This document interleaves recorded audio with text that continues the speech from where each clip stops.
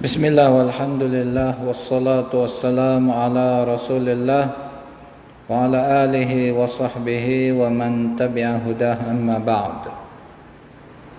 Kita dah belajar dahulu bahawa kesemua fa'ilun adalah mabni kecuali fa'ilun mudhari'. Dan juga fa'il mudhari' dia adalah marfu' selagi mana tidak dimasuki oleh nasib ataupun jazim. Hari ini kita belajar tentang nasib. Nasib itu mufrad, kalau banyak nawasib, ya. Perkara-perkara yang menjadikan fa'il mudhari' mansub. Apa dia perkataan-perkataan yang ada sebelum daripada fa'ilun ini? Bila dia masuk pada fa'ilun mudhari' ini, maka fa'ilun mudhari' menjadi mansub. Kata penulis pasal 1, perkara-perkara yang menjadikan fa'ilun mudhari' mansub. Dalam bahasa Arab dipanggil nawasibul mudhari'. Nanti bila antum baca kitab Arab, buka kitab Arab, dia ada bab dipanggil dengan nawasibul mudhari'. Nawasib adalah kata jam'un bagi nasib. Ia tidak masuk melainkan kepada fa'ilun mudhari'. Jadi nawasib ini dia hanya masuk kepada fa'ilun mudhari'. Ya. Fungsi nawasib adalah menjadikan fa'il mudhari' yang terletak selepasnya mansub. Dia tak masuk pada ismun dan juga tidak pada harfun. Dia hanya masuk pada fa'il mudhari'. Ya. Kalau kita jumpa nawasib ni dalam teks-teks Arab, maka yang datang selepasnya sudah tentu adalah fa'il mudhari'. Sekarang ni, apa fungsi dia dalam bahasa Arab? Fungsinya adalah menjadikan fa'il mudhari' yang terletak selepasnya mansub. Nah, di dalam bahasa Arab ada 4 kalimah yang berfungsi dengan fungsi ini. Antum kena hafal keempat-empat kalimahnya. Ya. Apa dia? Iaitu yang pertamanya lan. Lan. Dalam Quran pun banyak kita jumpa lan. Ya. Lan tanalul birra, lan tarani, lan nu'mina laka, banyak dalam Al-Quran, ya. Jadi kata dia, nasib yang pertama adalah lan. Selain menjadikan fa'il mudhari' selepasnya mansub, ia juga membawa makna penafian berlakunya perbuatan pada masa akan datang. Artinya menafikan perbuatan itu akan berlaku pada masa akan datang. Itu makna lan. Ya. Kalau macam lam, dalam bahasa Arab kita banyak jumpa kalimah yang membawa makna penafian. Lam penafian juga makna dia tidak. Kalau la penafian juga makna dia tidak juga. Kalau ma penafian juga makna dia tidak juga. Ya. Dan lan pun tidak juga. Tapi tidak lan ini untuk menafikan perkara yang akan datang. Ya. Dia bukan menafikan perkara yang lalu. Kalau la menafikan perkara yang lalu. Contohnya si fulan kata, ana lam akul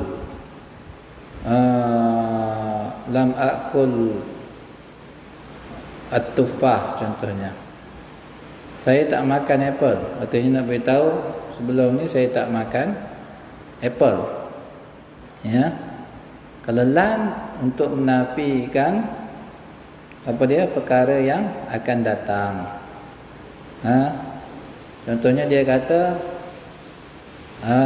lan usafir ila Singapura, contohnya. Saya tak akan pergi bermusafir ke Singapura. Jadi sekarang ni kalau ada lan kita terjemah tidak akan, ya, tidak akan, ya. Artinya perkara ini tidak akan dilakukan. Itu menunjukkan makna yang akan datang. Nampak semua? Faham? Contohnya, lan usahibal kusala.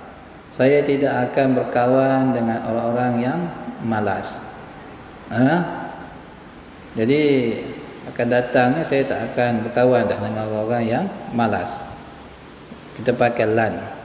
Lan usahibal kusala. Kalimah lan pada contoh di atas masuk pada fi'lun mudhari' iaitu usahiba. Usahiba daripada apa? Sahaba yusahibu. Musahabah. Jadi kalau sahabah itu maknanya berkawan, berteman, ya. Jadi di sini jadi usahibu. Sebab saya pakai hamzah di depan dia, usahibu. Dan kerana masuk lan jadi usahibah. Lalu menjadikannya mansub. Alamat atau tanda nasbunnya adalah fathah. Kita dah belajar. Fi'il mudhari' kalau tak bersambung dengan apa-apa di akhirnya, dia akan gunakan fathah sebagai tanda nasbun. Ia membawa makna penafian berlakunya perbuatan, iaitu persahabatan pada masa akan datang. Artinya dia menyesal duk kawan dengan orang yang malas. Jadi ada kesan buruk pada diri dia. Jadi dia pun kata lan usahibal kusala. Aku tak akan berkawan dengan orang-orang yang malas. Ya. Taib. Yang pertamanya. Kemudian yang keduanya, tu nombor salah situ, ya. Patut tu nombor 2 tu. Dia tulis nombor 1 lagi. Sepatutnya itu nombor 2, ya. Perbetulkan. Ya, yang keduanya adalah kai. Nasib yang kedua adalah kai. Perlu diketahui bahawa ia menjadi nasib dengan syarat didahului oleh huruf lam yang membawa makna ta'lil, artinya menyatakan sebab. Sekarang ni kai ni dia fungsi dia menasakkan fi'il mudhari' juga. Tapi syaratnya adalah apa? Syaratnya hendaklah sebelum daripada kai ni ada lam. Huruf lam yang membawa makna ta'lil. Ta'lil apa dia? Ta'lil artinya menyatakan sebab perbuatan itu dilakukan, ya. Sebab apa perbuatan itu dilakukan, dipanggil lam ta'lil. Contohnya apa? Ji'tuka likai tu'allimani. Saya datang kepada kamu supaya kamu mengajar saya. Jadi lam pada kai itu dipanggil lam ta'lil, menyatakan sebab. Kenapa dia datang ni? Supaya si fulan ni dia boleh mengajar dia. Kemudian kai itu yang menasabkan fi'il mudhari', iaitu tu'allimu. Tu'allimu jadi tu'allima, ya. Jadi sekarang ni asal dia allama yu'allimu. Jadi untuk bercakap dengan orang lelaki seorang panggil pakai tu'allimu, huruf ta, ya. Tu'allimu. Jadi dia jadi tu'allima, ya. Kalimah kai masuk kepada tu'allima lalu menjadikannya mansub. Alamat nasbunnya adalah fathah. Huruf lam membawa makna sebab. Artinya kedatangannya adalah supaya mukhatab mengajarnya. Apa maksud mukhatab? Mukhatab tu orang yang ditujukan kepadanya percakapan lah. Dalam bahasa Arab, dalam istilah ilmu nahwu dipanggil mukhatab. Ya. Orang yang ditujukan padanya bercakap, kamu. Ditujukan padanya percakapan, kamu, kan. Kedatangannya supaya mukhatab mengajarnya. Anda juga boleh menyebut ji'tuka kai tu'allimani. Boleh juga sebut ji'tuka kai tu'allimani. Habis mana lamnya pergi? Makna dia sama aja. Pada keadaan ini lam ta'lil muqaddarah. Muqaddarah artinya diandaikan ada sebelum kai, cuma tidak disebutkan.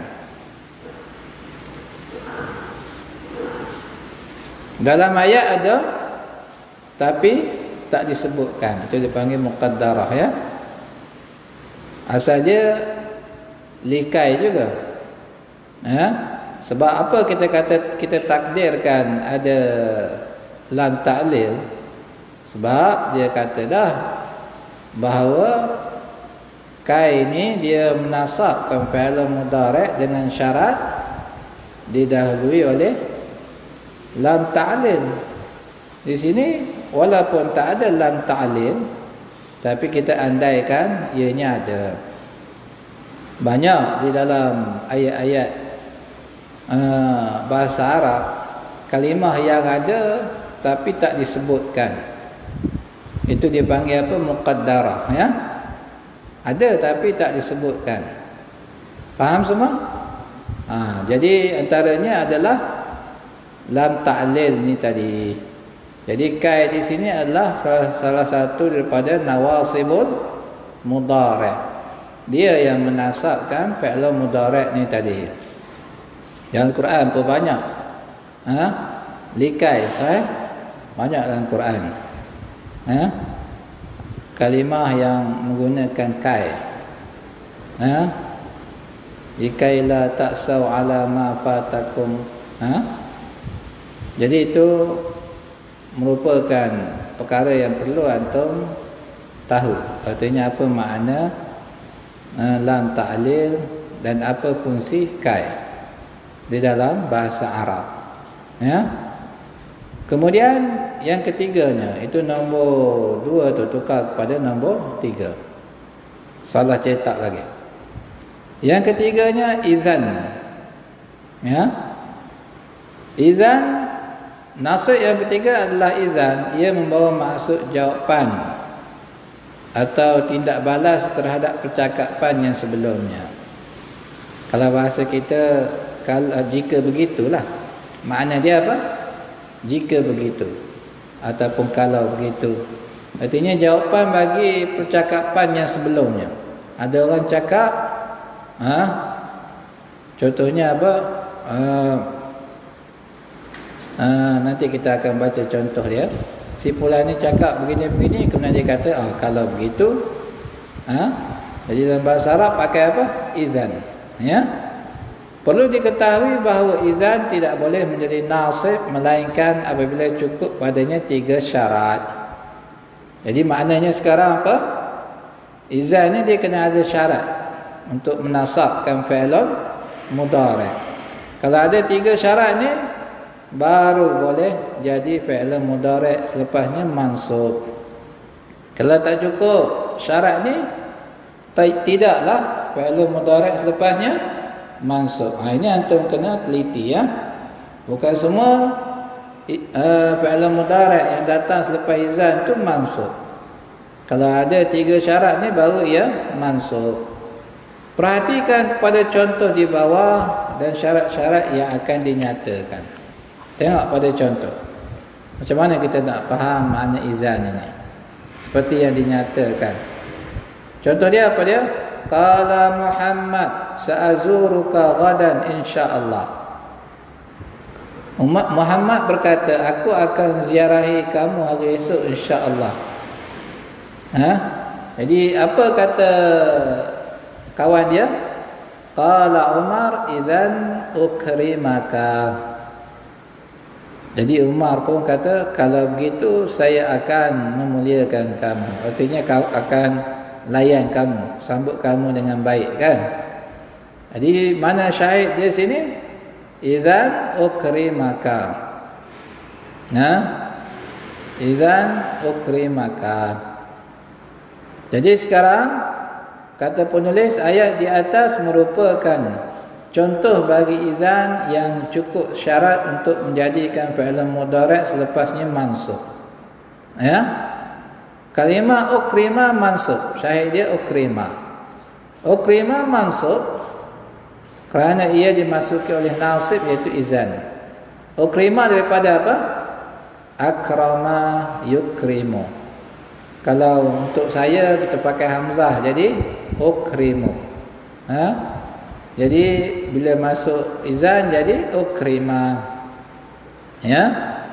Kalimah ukrima mansub kerana ia dimasuki oleh nasib, iaitu idzan. Alamat nasbunnya adalah fathah. Syarat-syarat tersebut apa dia? Tengok. Syarat idzan, dia menasabkan fi'ilun mudhari' selepasnya. Yang pertama, hendaklah ia diletakkan pada permulaan ayat. Syarat dia, idzan itu duduk di permulaan ayat yang disebutkan ni tadi. Kalau idzan terletak di tengah-tengah ayat, maka ia tidak berfungsi sebagai nasib. Sebagai contohnya, apabila Umar menyebut anta idzan ukri muka, maka ukrimu dibaca dengan baris depan. Ya. Kalau dia duduk tengah, dia kata contohnya anta idzan ukrimuka, kita tak boleh tak sebut ukrima, ya. Jadi ukrimu, sebab idzan dah duduk di tengah, ya. Kalau idzan duduk di awal ayat baru boleh, seperti contoh di atas itu. Itu syarat yang pertama, hendaklah idzan duduk di awal ayat. Kemudian yang keduanya, hendaklah fi'il mudhari' tersebut membawa makna istiqbal. Istiqbal apa dia? Artinya akan datang. Jadi kita tahu fi'il mudhari' ada dua makna bila merujuk kepada masa, iaitu yang menunjukkan sekarang dan yang menunjukkan akan datang. Madza taf'al ya Muhammad? Kamu buat apa ya Muhammad? Ana aqra'ul kitab, contohnya saya membaca buku. Jadi itu menunjukkan apa? Perbuatan sekarang yang sedang berlaku. Kalau akan datang, contohnya apa?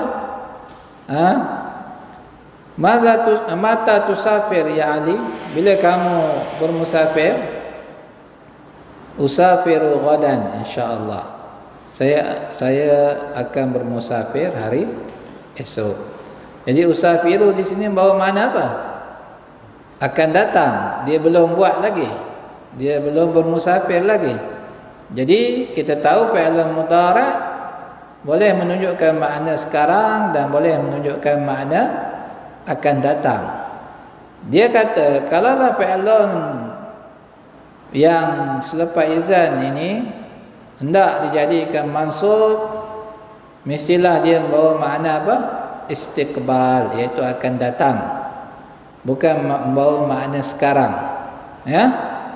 Kalau ia membawa makna hal, hal artinya perbuatan yang sedang berlaku, makna sekarang, maka idzan tidak berfungsi sebagai nasib. Jadi kita kena tengok makna dia juga.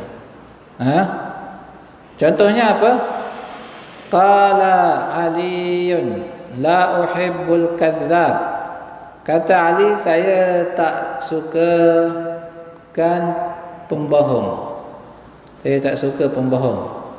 Qala Ahmad idzan tasduqu. Kata Ahmad, jika begitu, kalau begitu kamu bercakap benar. Bila dia bercakap benar ni? Waktu sekarang ni lah. Bukan yang membawa makna akan datang. Sebab baru lagi Ali kata apa? La uhibbul kadzdzab. Kata Ahmad, idzan tasduq. Kita sebut izan tasduqu. Sebab apa bukan tasduqa? Sebab apa? Sebab ia membawa makna sekarang. Percakapan itu sedang disebutkan, dilafazkan. Dia tak membawa makna akan datang. Berbeza dengan izan ukrimaka tadi. Dia belum lagi menyambut Muhammad ni tadi.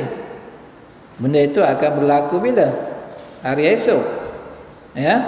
Sa'azuruka ghadan idzan ukrimaka. Hendaklah fi'il mudhari' itu membawa makna apa? Membawa makna istiqbal, akan datang. Jadi kena tengok juga makna percakapan itu. Baru boleh kita jadikan fi'il mudhari' selepas izan ni mansub ataupun tidak, Bukan semua fi'il mudhari' yang ada selepas izan dia mansub, kena tengok syarat yang kedua ini juga. Fi'il mudhari' di atas tasduqu dibaca dengan marfu' walaupun ia didahului oleh izan. Kerana ayat di atas menyatakan perkara yang sedang berlaku. Artinya Ahmad mengatakan bahawa Ali melafazkan perkataan yang benar pada ketika itu. Ia tidak merujuk pada perbuatan yang akan datang seperti contoh sebelumnya. Pada contoh sebelumnya, idzan ukrimaka menunjukkan bahawa perbuatan memuliakan belum berlaku. Ia akan berlaku apabila Muhammad datang. Nampak semua? Baik. Syarat yang ketiga apa dia? Hendaklah tiada pemisah di antara izan dengan fi'il mudhari' selain daripada qasam. Artinya kalimah yang membawa makna sumpah. Maksudnya apa? Antara izan dengan fi'il mudhari' itu tak ada yang memisahkan antara kedua-duanya selain daripada qasam. Kalau qasam tak apa. Jadi masalah ni ada perselisihan di kalangan ulama nahwu. Jadi yang penting sekarang ni kita ambil ni dulu.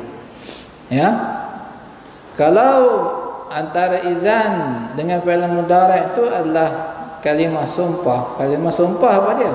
Wallahi ke? Jadi di sini kalau kalimah sumpah tak apa.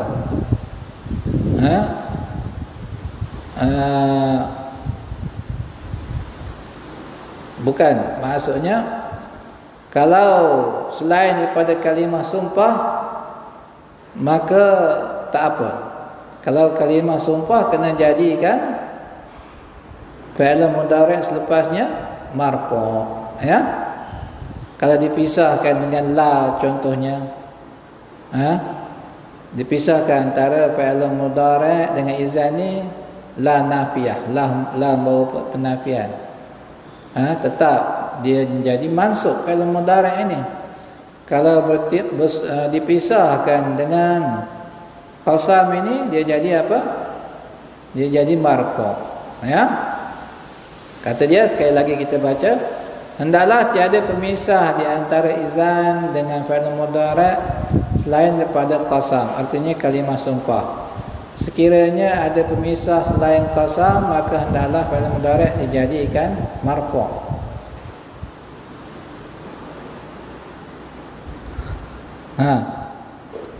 Betul yang anda sebutkan mula-mula tadi. Dia jadi orang kata apa? Tertutup pemikiran. Artinya apa? Sekarang ni selain daripada qasam, kalau ianya memisahkan daripada antara izan dengan fi'il mudhari', kita betulkan semula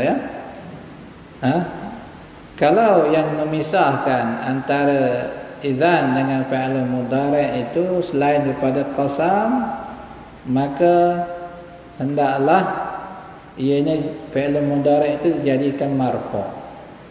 Kalau yang memisahkan antara izan dengan fi'il mudhari' itu adalah qasam, maka ianya kekal dalam keadaan mansub. Kekal dalam keadaan mansub. Itu yang betul ni, Baik. Contohnya apa? Izan wallahi ukrimaka. Kalau Umar jawab bagi contoh yang sebelum tu, Muhammad kata sa'azuruka ghadan insyaallah. Jadi dia jawab idzan wallahi ukrimaka. Jadi apa yang memisahkan antara izan dengan fi'il mudhari' ukrima ini? Qasam. Yang memisahkan antara izan dengan ukrima adalah qasam. Jadi ukrima tetap mansub. Tetap ianya mansub. Jadi ukrima.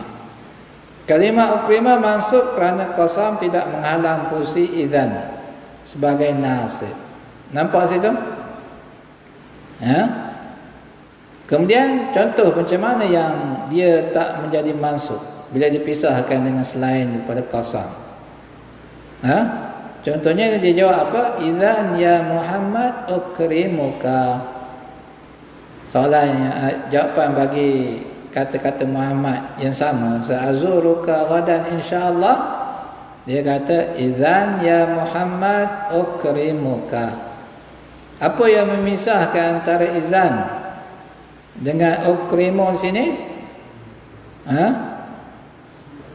Lafaz ya Muhammad, wahai Muhammad. Jadi kata dia, kalau begitu wahai Muhammad, saya akan memuliakan kamu. Jadi kita baca ukrimu, ya. Idzan ya Muhammadu ukrimuka. Jadi di sini dia apa? Marfu. Izan di sini tidak dapat berfungsi kerana dipisahkan oleh lafaz ya Muhammad. Jadi kita sebut ukrimu. Ya. Jadi sekarang ini hendaklah izan dia terus kepada fi'il mudhari'. Kalau dipisahkan oleh sesuatu kalimah yang lain, kena tengok. Kalau yang memisahkan itu qasam, fungsi dia kekal. Fi'il mudhari' selepasnya tetap mansub. Kalau yang memisahkan antara dia dengan fi'il mudhari' itu selain qasam, maka dia tak berfungsi sebagai nasib.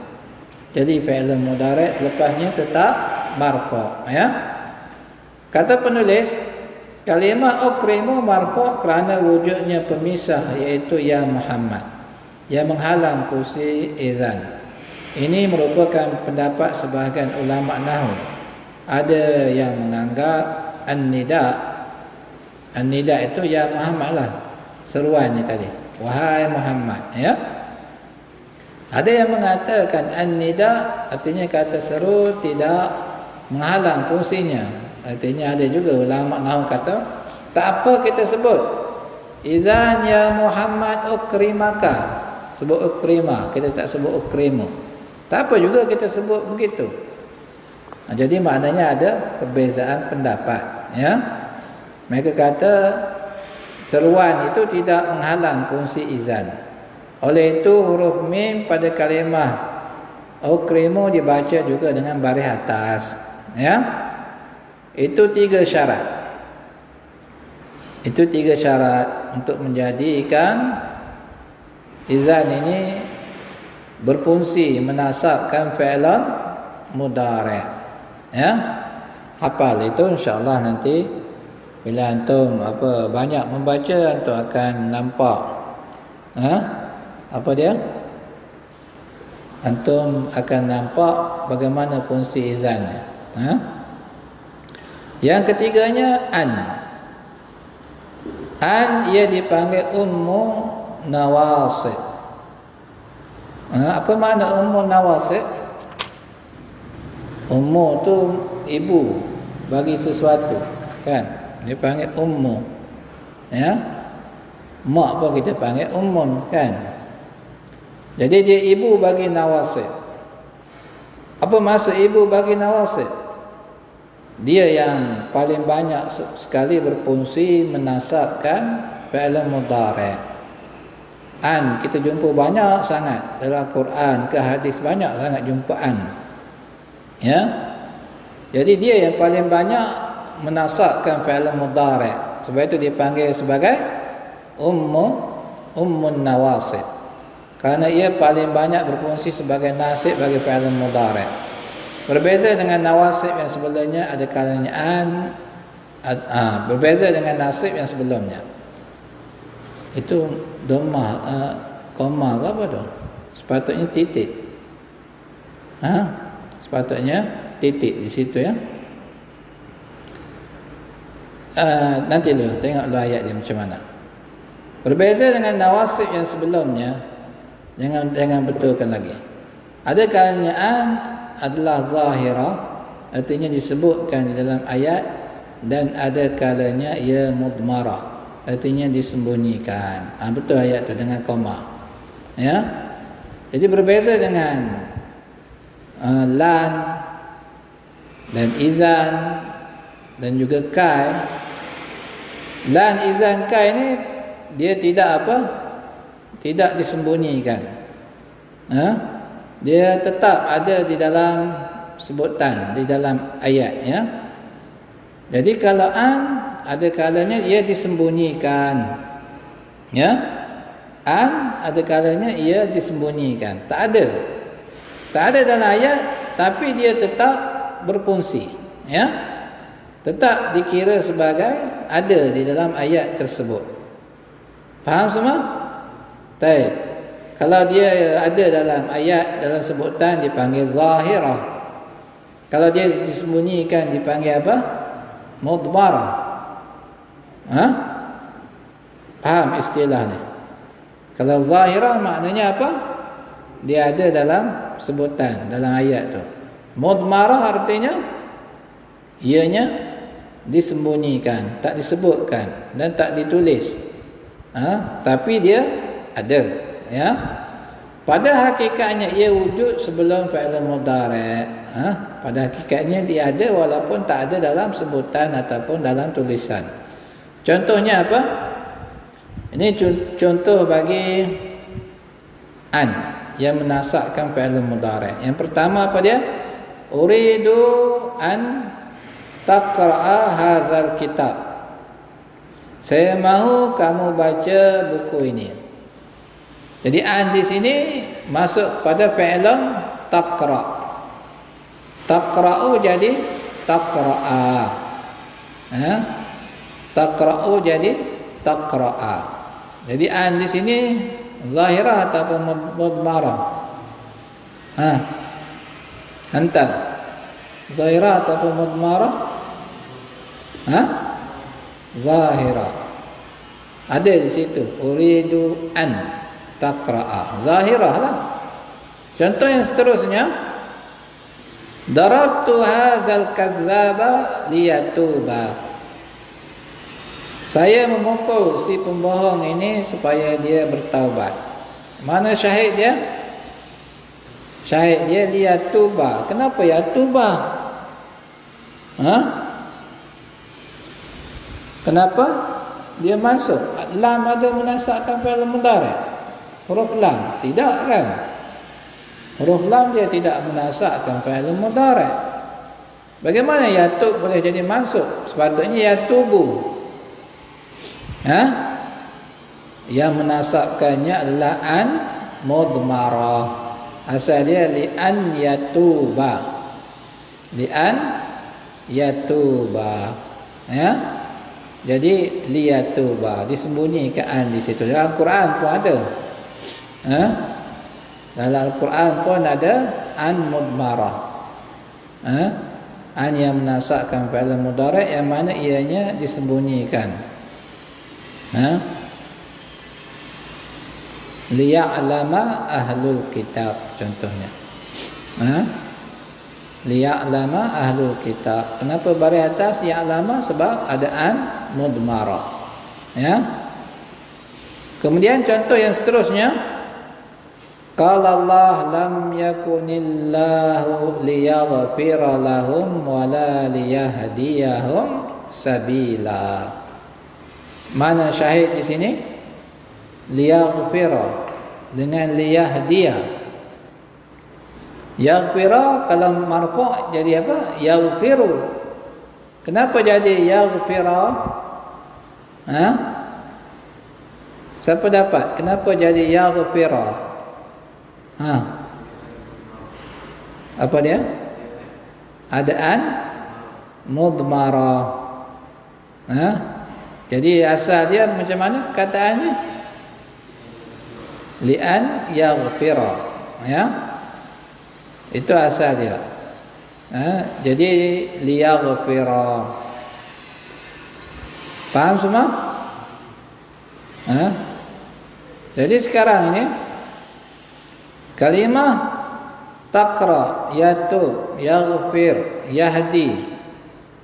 Taqra'a, yatuba, yaghfira, yahdiya adalah fi'il mudhari' yang mansub. Kalimah taqra' mansub kerana ia dimasuki oleh an yang zahirah. Artinya ada dalam ayat, disebutkan di situ dalam ayat itu. Kalimah yatub, yaghfira, yahdiya mansub kerana dimasuki oleh an yang mudmarah. Asalnya adalah di an yatuba, di an yaghfira dan di an yahdiyahu. Catatan, an yang mudmarah ada yang mesti disembunyikan dan ada yang boleh dizahirkan dan boleh disembunyikan. Ya. Nanti antum akan belajar. An mudmarah ni ada yang wajib disembunyikan, ada yang boleh disembunyikan dan boleh dizahirkan, disebutkan. Anda akan mempelajarinya insya-Allah pada tahap yang lebih tinggi lagi. Yang pentingnya antum faham bahawa an yang merupakan ummun nawasib ini ada kalanya dia zahir dan ada kalanya ia disembunyikan. Ya. Ulang kaji. Pertama nawasib ada 4 iaitu an, lan, idzan, kai. Hafal. Hafal 4 perkara ini. Ya. Kemudian syarat bagi kai untuk menjadi nasib hendaklah ia didahului oleh lam ta'lil. Mesti ada lam ta'lil. Ya. Baru dia apa? Dia menjadi nasib bagi fi'il mudhari' ini. Kalau tak ada lam ta'lil, nanti antum akan belajar. Kalau tak ada lam ta'lil, maka dia hukumnya bukan dia yang menasabkan fi'il mudhari' ni nanti. Itu atau akan belajar lebih tinggi lagi. Yang ketiganya, syarat bagi idzan untuk menjadi nasib ada 3, iaitu terletak di awal ayat, fi'il mudhari' selepasnya membawa makna istiqbal, dan kedua-duanya an dan fi'il mudhari' tidak dipisahkan oleh pemisah selain qasam. Ya, tadi kita dah ceritakan. Yang keempat, kesemua nawasib berfungsi secara zahir kecuali an. Ada kalanya ia dizahirkan dan ada kalanya ia disembunyikan. Ya. Jadi antum tengok di situ carta tu untuk apa? Menguatkan ingatan. Dia carta ni dia buatnya. Menguatkan ingatan. Nawasib ada 4. Pertama an, kemudian lam, 3 idzan, keempat kai, dan an ada yang zahirah dan ada yang mudmarah. Jadi selesai bab yang berkaitan dengan nawasib mudhari'. Nanti kita akan belajar pula hari esok bab jawazimul mudhari'. Apa yang menjadikan fi'il mudhari' itu majzum. Kita sambung hari esok insya-Allah. Subhanallah.